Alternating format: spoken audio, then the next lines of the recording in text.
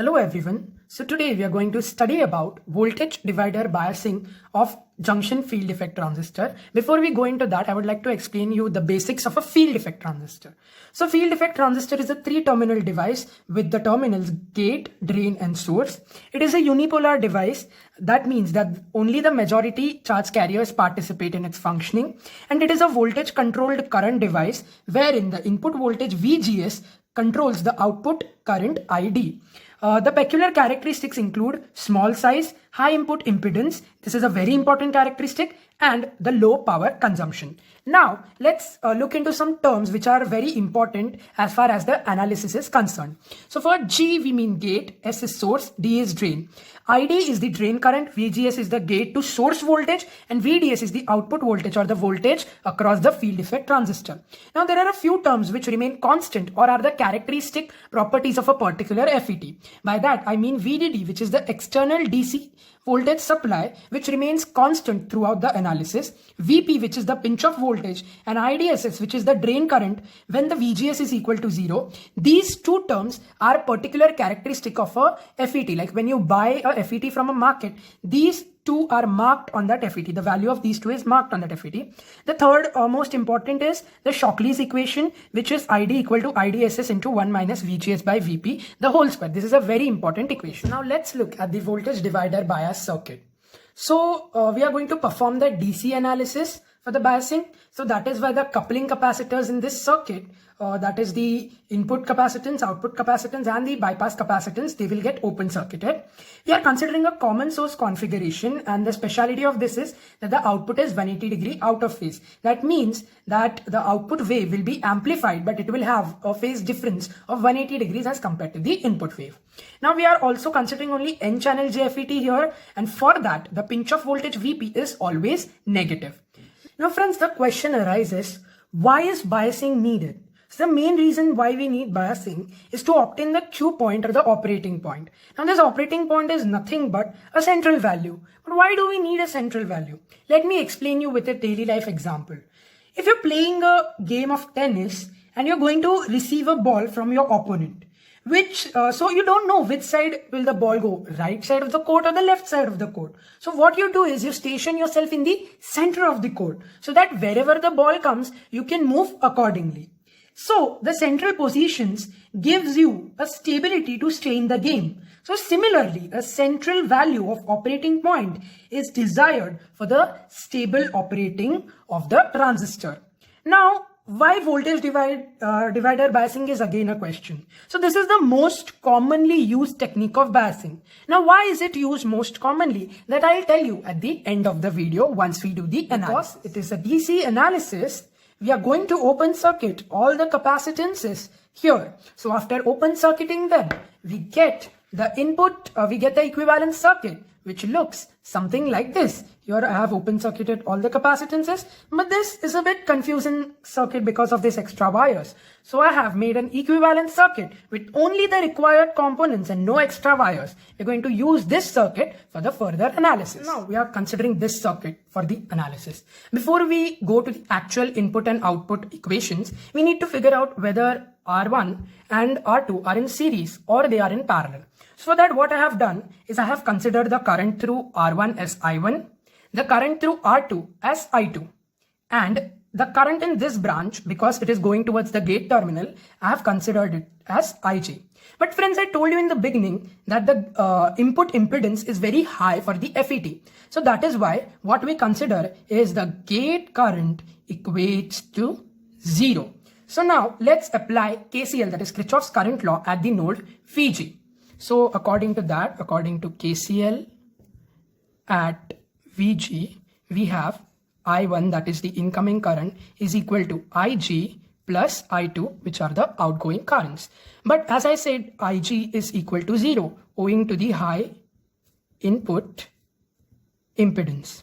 So we get I1 is equal to I2. So can we consider I1 equal to I2 equal to I? So that is what we have considered. So this is the current through this full thing is I. Now friends, because the current in this and this is same, so that is a peculiar condition for a series combination. Therefore, R1 and R2 are in series.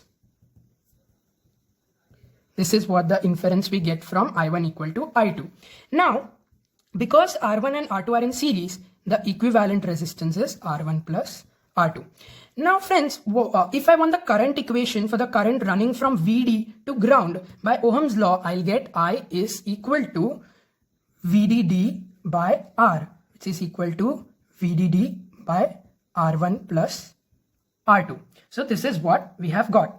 Now similarly, can I say that the voltage across R2 is VG, because this is VG and this is ground. So the voltage across R2 is VG. So if I want to write the equation for VG by Ohm's law, I can write VG is equal to I times R2. So this is by Ohm's law.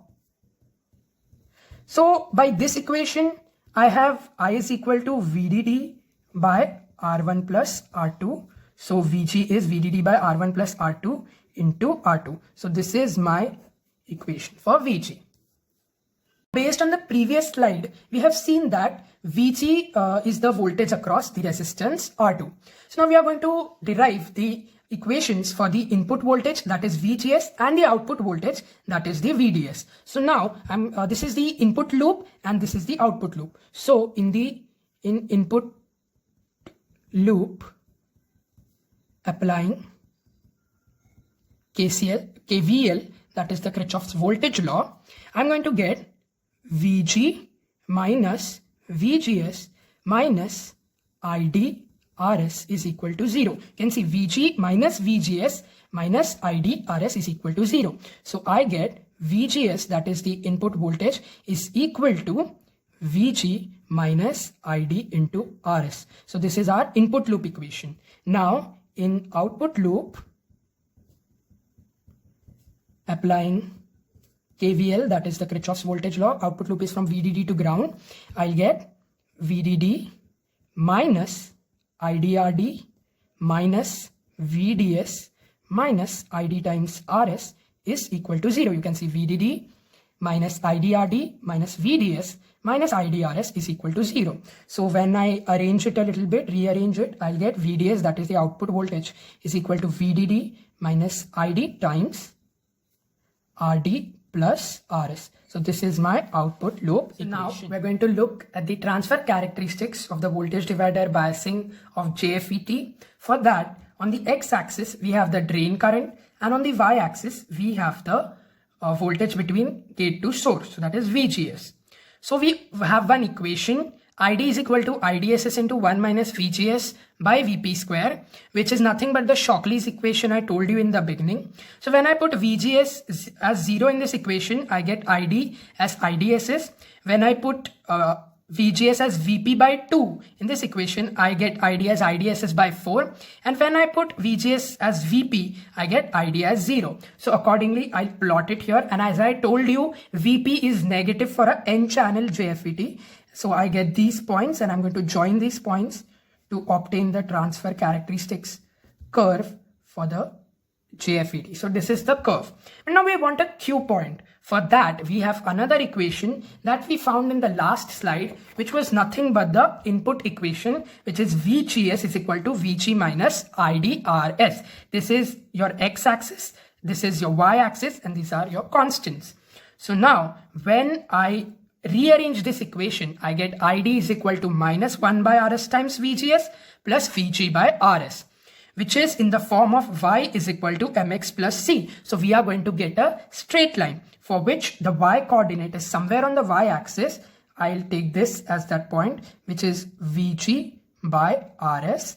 And when you put ID equal to 0 in this equation, you get VG is equal to VGS. So you are going to get this as VG, this point as VG. So when I join these points and I try to make a line, I get this line.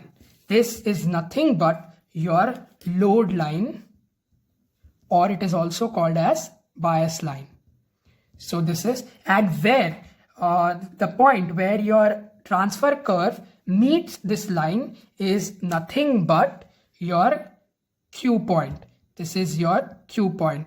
And then we have fully done the DC analysis for the voltage divider. Now there is one question that still remains. Why is voltage divider biasing most commonly used? Now, according to our analysis, we have come to the conclusion that R1 and R2 are in series. Also, by the property of FET, we know that it should have a higher input impedance. Now, if we have only one resistor connected to the gate, then what will happen is there are certain restrictions on one resistor. But if we connect a series combination, we can have two resistances which will add up to a even larger impedance. So that is why we use this kind of configuration. Thank you for watching this video.